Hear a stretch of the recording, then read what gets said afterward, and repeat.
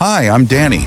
Today I'm going to explain a movie where a quiet homeless man on a subway turns out to be a deadly ex-agent. What starts as a thug confrontation spirals into a deep web of corruption, secrets, and a mysterious machine predicting crimes before they happen. Let's get started. This homeless man is just sitting quietly on the train. Peace is soon disturbed when a group of young thugs enters the wagon. The thugs bump into two other passengers, making it clear that they are looking for trouble. One of the other passengers shows them a gun, but the leader of the thugs, Anton, is not scared of it. Anton and his group manage to scare the other guys, who plainly walk away after getting told by his friends that they are going to move some weapons this week. Anton sees the homeless man and thinks that this is a good time to make some new friends. The young troublemaker tries to steal the man's alcohol, but the man grabs his hand and holds tight to it. This man is not just any homeless man. In fact, his name is John Reese, a special agent who has seen quite some action in the past. Anton tries to pull his hand away, but John holds it firmly. Then he decides to release it, but Anton is still not happy. He teases John, saying that he has not brought enough alcohol for the whole group. These young guys have no idea who they are messing with, so that's probably why they try to corner John. John acts fast and takes care of them, breaking their hands, kneeing their sensitive areas, and hitting their throats just enough to make them gasp for air. The five of them were taken to the police station. Officer Carter takes a look at the video footage and then enters the room where John is being kept. Carter jokes with him, saying that he should have done her a favor and landed some more punches on those punks. Carter tries to make small talk. John remains silent, but Carter comes up with an idea to find out who he is. She offers John some water and replaces his previous plastic cup with a new one. She is very careful to carry the cup while touching it on the inside, instead of grabbing it like a normal human being would. Carter excuses herself and gives the cup to her guy in the service. The forensics guy scans the cup for fingerprints and then compares them against the police database. They find out John's real name, and that he has been involved in multiple crime scenes. In addition, there are 4 active arrest warrants for him in 4 different countries. He is definitely a man with a long story, even though Carter would love to know more. But he is soon released by a mysterious lawyer. The lawyer takes him to his employer, Harold Finch, who wants to have a talk with Reese. As it appears, Harold is a rich man with lots of access to information. He seems to know everything about John's past. He also knows that John is trying to drink himself to death, so he proclaims that he is what John needs, which is a purpose and a job. Finch takes him to the center of New York City to tell him that somebody dies every 18 hours in New York. But what if they could stop that? Finch claims that he has a list of people who are about to be involved in crimes. He points John to a woman named Hanson and tells him that something is going to happen involving her. The problem with Harold's list is that he can't know if the name on the list is going to be the victim or the perpetrator. Therefore, he wants John to follow this woman, find out what is going to happen, and save the victim involved. On the other hand, John believes that Harold is just a rich man who is stalking his ex-girlfriend, so he plainly walks away. Harold's men try to stop him, but John handles them in a matter of seconds. Later, Reese spends some time in a hotel shaving in order to change his appearance. That night, Finch sets him up by playing a recording of a murder that took place 3 years ago, right inside the next-door hotel room where John is spending the night. Finch jokes by saying John is too late, adding that he was also late for his friend Jessica. This reveal makes it feel like Reese had a girlfriend he loved and lost. Although John is angry at Finch, what the hell do you know about it? It's the truth. He is convinced to work with him because they could potentially save some people by sticking together. Harold takes him to a place he uses as a center of operations, and John realizes that Harold's list does not include names, but rather the social security numbers of the people potentially involved in crimes.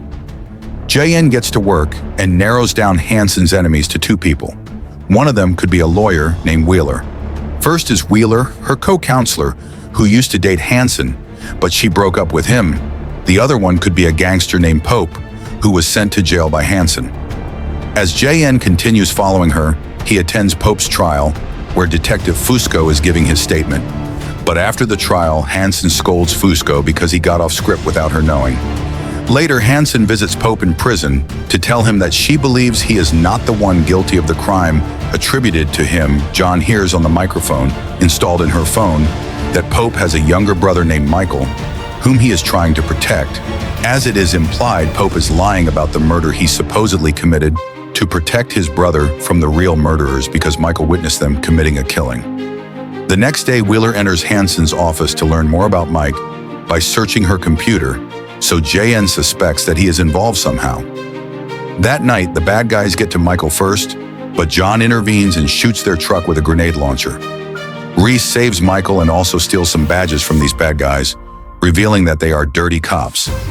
Reyes starts watching over them and finds out that they are working with Fusco.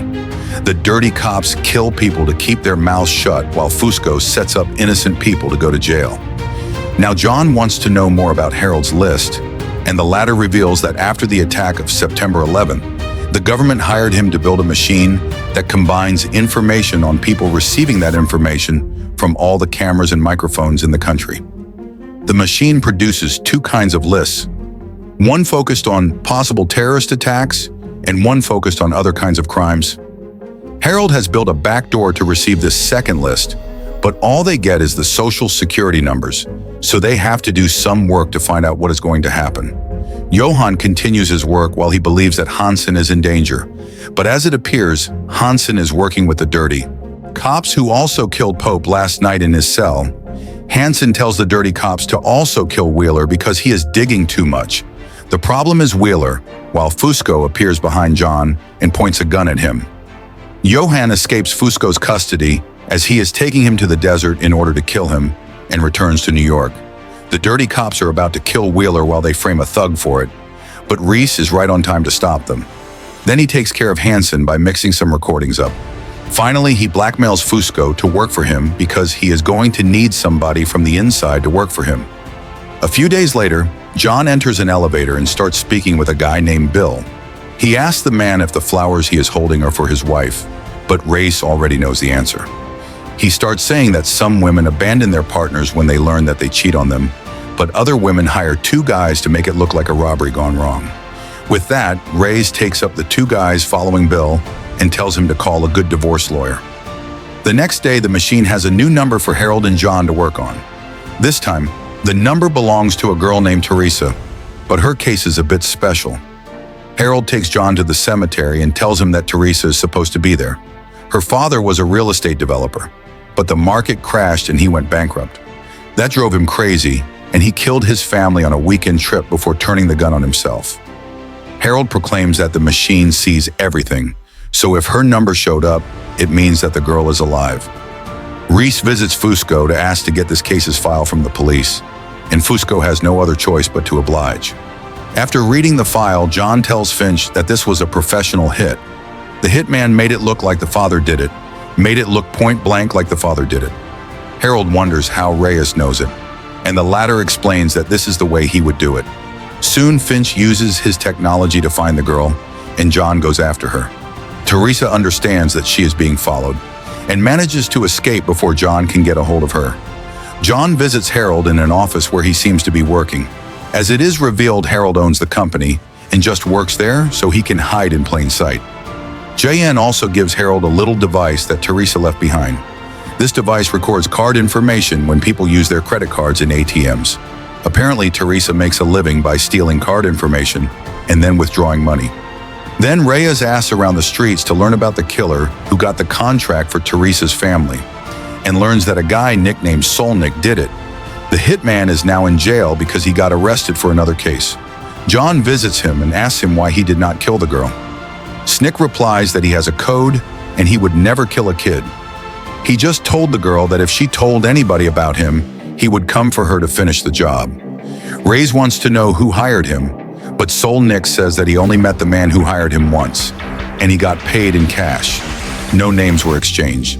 Soon Teresa tries to sell some banking information online, and Finch is able to track her. Reese finds her, but they are intercepted by an assassin who was after the girl. Sean saves the girl and takes her to a hotel where she reveals that her father blamed her Uncle Derek for what happened to him. Johan finds Derek and discovers that he worked with two big contractors to kill his brother, because his land would be inherited by him. They did it because that piece of land is now worth 40 times its old value. However, they are now looking to kill Teresa because they know that she will inherit her father's land. If some legal entity discovers that she is alive, John finds one of these big contractors and runs a large truck over his car. Reyes asks the man to call off the hit on Teresa, but the man says that it is already happening. Back at the hotel, the assassin is trying to find Teresa, while Harold tries to get the girl outside via the fire escape. The assassin finds them and points his gun at them, but John appears right on time and kills the assassin. A day later, John calls Agent Carter and tells her that it is time for them to meet. Carter brings some secret officers with her, but the only thing she finds is Teresa when she takes the girl to the police station to reunite her with her aunt. Carter tries to extract some information from her, but the girl claims her painful experience has caused her some kind of trauma, and she can't recall much information about the man who helped her. Finally, Reyes visits Harold in his office again, but the latter has moved to another office. When John calls him, Harold reminds him that he is a very private person and asks Reyes not to call him. Harold will only call him when they need to talk. Harold and John do not have much time available to rest, as the machine gives them a new number soon. Finch finds out that the number belongs to a guy named Joey, who was a soldier in the military and has received various medals for his bravery. Reyes starts watching over Joey, who works as a groom at a hotel. "You look fabulous, Mrs. J." Soon, Joey sends a weird message to a number and leaves work. JN follows him, and they end up inside a bank. Joey wears a mask while his accomplice enters the bank and commits a robbery. John is unable to do anything as he is pinned on the ground. The guard tries to reach for his gun, but John stops him because this is not a good idea after the robbery. Harold wants to get done with this case and suggests they turn Joey into the police before anybody gets killed or before someone winds up dead. PCH, however, Reyes wants to learn how. Such a good soldier got involved with armed bank robberies. He watches over Joey for a while and figures out that he is connected to a network of former soldiers who commit robberies. Reyes finds the information he needs in order to construct a good story and meets a former sergeant named Sam who owns a bar. He claims he is looking for a job with a high pay, and a supposed dead Marine friend of his suggested Sam in the past. A few days later, Finch sets up the team's driver so he can be arrested by the police. "We got weapons here, shotgun." This opens up a slot for Reyes to be a part of the team, and he has his first meeting with Joey and his team in the meantime. Carter watches the footage from the bank and sees the back of John's body, saving the security guard by preventing him from grabbing his gun.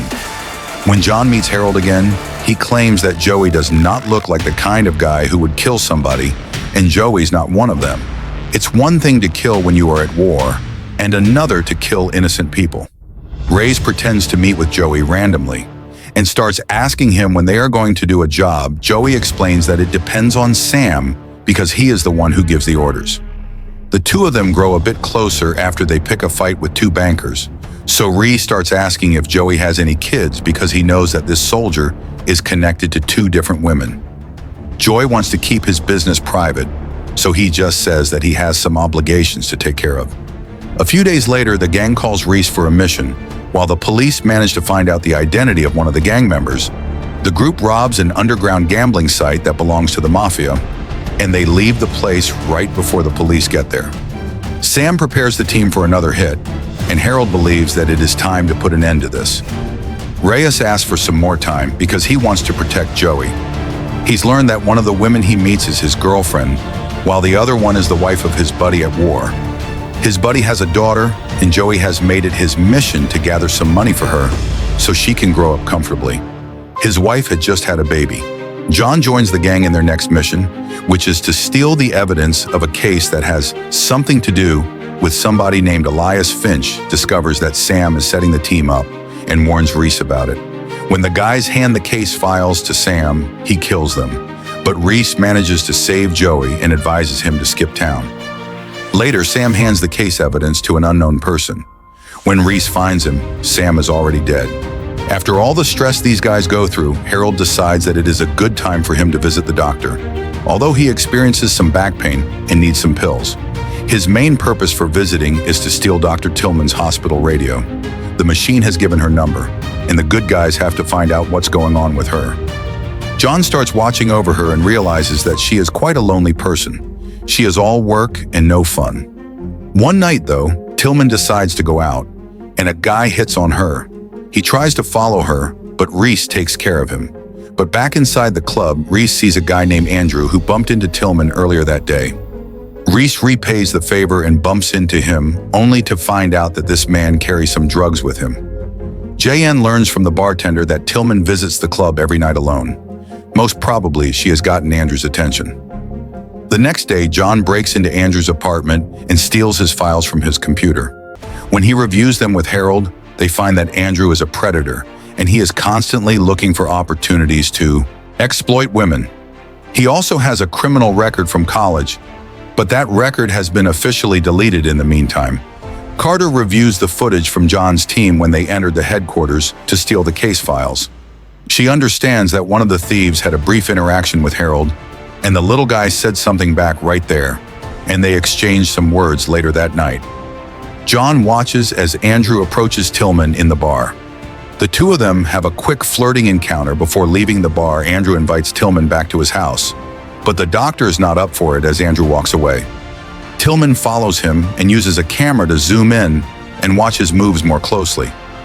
John calls Finch to tell him that Andrew is not stalking Tillman, but rather the doctor is stalking the banker. John goes to Fusco to help him get Andrew's old file. When he reads it, John puts the dots together in college. Andrew was accused of sexually assaulting a young woman, but the charges were dropped because nothing could be proven since the girl was 2 days late to report the incident. Later, that girl committed the unthinkable by consuming too many drugs, but that girl was not just any girl.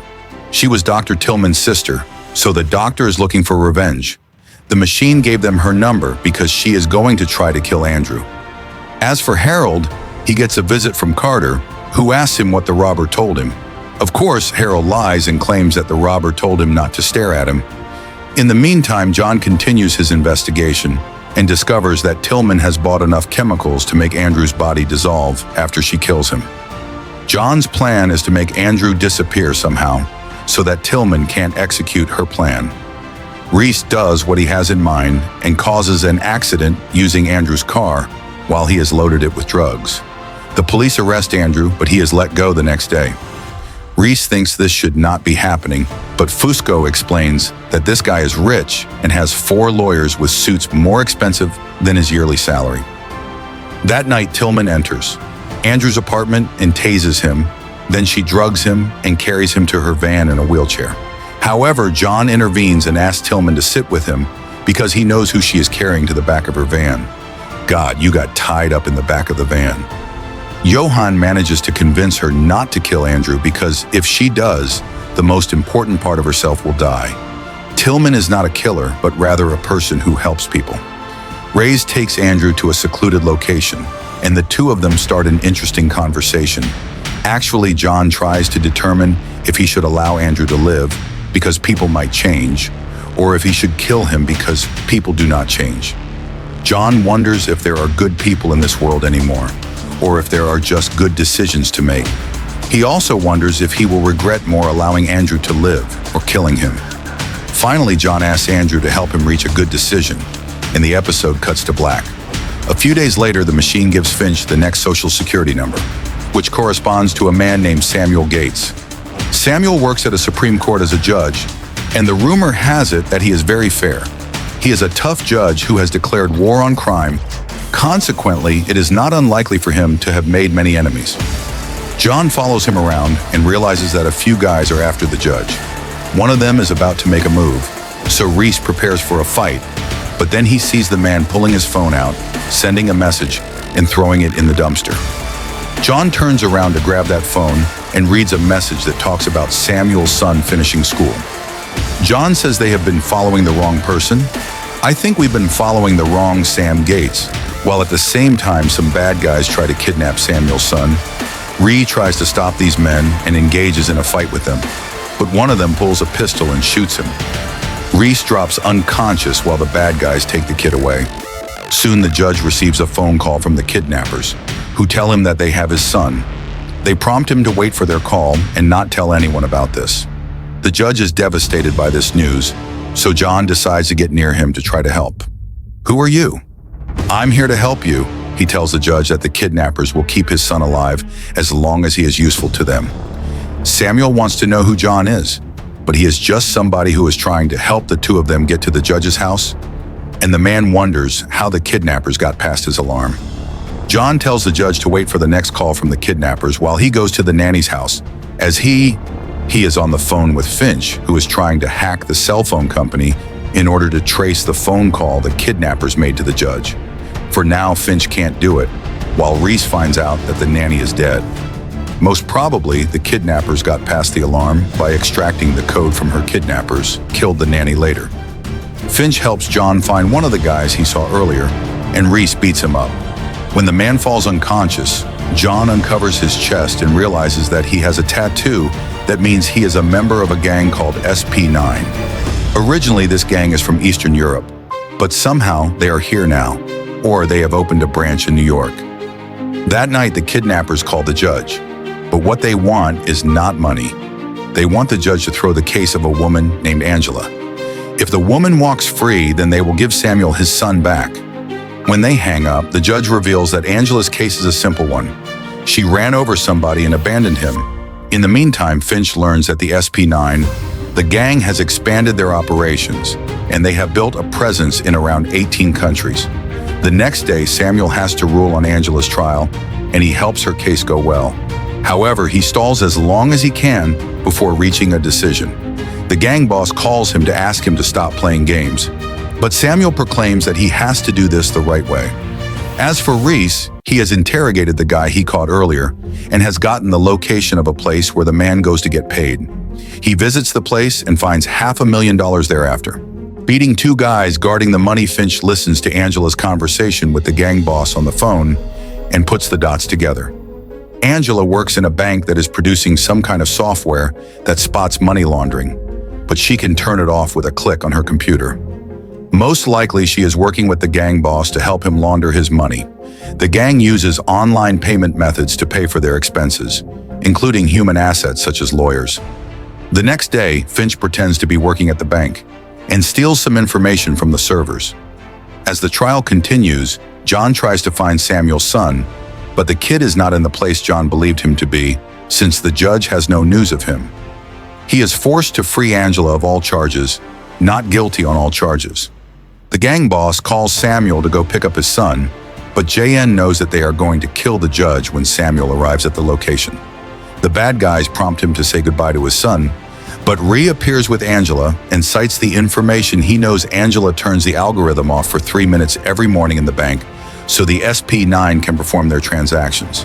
That's how she is connected to the bank. The gang boss believes that the whole operation is burned. The operation's burned, so he orders his guys to kill everybody. The interaction results in a shootout with the bad guys losing eventually. Finch hands some evidence to a lawyer so they can send Angela to prison, while a police officer finds her tied up along with the gangsters. NYPD, is anybody home? John, are you? To pretend he is a driver to get in touch with the next person that the machine points him to, he meets with a woman named Zoe Morgan and pretends to be her new driver. Zoe is careful, so she calls the company to ask if they really sent her a new driver. But Finch is the one who answers the call and covers for John. John drives her to a location where she pays a guy to get a gun, but back in her apartment, Finch finds another gun. John comments that the only reason she would buy a second gun is because it is untraceable. Zoe changes her clothes while John drives her to an event. He decides to follow her because he believes she might be the perpetrator at the event. Zoe meets with a high-ranked officer and hands him the gun. Their conversation reveals that a police officer lost his gun, and Zoe just retrieved it for him to save him the trouble. Lastly, Johan drives Zoe back home, and she tells him to meet her again tomorrow. Be here tomorrow at 10 sharp. Finch asks John what he believes is going on, and the latter explains that she is a fixer. She does some favors for money. In a case like hers, there might be many people who would want her dead. In the meantime, the police find the dead body of a man who used to be the main suspect in an old case involving a dead woman named Marlene Elias. The case file that was stolen in earlier episodes belonged to her. Carter communicates with the detective who used to work this case, and he reveals quite some information. Marlene Elias was working as a waitress in a cocktail bar owned by a mafia. Dawn. The Dawn had an affair with her, and Marlene wanted him to divorce his wife. The Dawn got tired of her and hired this dead man to kill her. Back then, his case was bought by the Dawn, and the killer walked free. Marlene Elias and the Dawn had a son who might be the one who ordered the stealing of the case and killed the main suspect in his mother's case. Soon, Zoe gets in trouble with a guy named Mark Lawson, who is an heir to a huge pharmaceutical. He had her retrieve a recording showcasing his illegal affair. And after killing the reporter who had the recording, he now wants to kill Zoe as well to cut any loose ends. John intervenes and saves Zoe while Finch poses as a major shareholder in the pharmaceutical company in order to meet Mark Harold. The investigation reveals that Mark killed the woman he had an affair with, but things are a bit more complicated. Apart from having an affair with her, the woman was about to expose a huge scandal about one of the company's drugs. Mark could not let that happen and took the girl out of the equation. John and Zoe break into the pharmaceuticals headquarters and recover some deleted files from the main computer. Finch puts the info together and finds out that the company's new drug has a mortality rate of 3%. 6 people out of 200. That's a 3% mortality rate, which is too high. The company had tested the drug on some people, but they are all dead now. Most probably, they paid the authorities to keep this under their radar so they could get the approval for their drug. Unfortunately, John and Zoe get caught as they are tied up. Mark is about to kill them, but Zoe says that she has mailed a copy of the report to a person she trusts. Hope you don't mind. I emailed a copy to a friend. Mark negotiates with her, and Zoe agrees to take him to the guy who has the report if he promises to let her live before they go. Zoe tells John that he should not have trusted her while she slips a paperclip in his hands. John cuts himself loose, kills the guy who is guarding him, and then finds Zoe in order to save her. The team of the good guys make the information they have public, and the pharmaceutical is brought down, finally paying for their crimes as they part ways. John tells Zoe to stay out of trouble, but she replies that's not an option for her.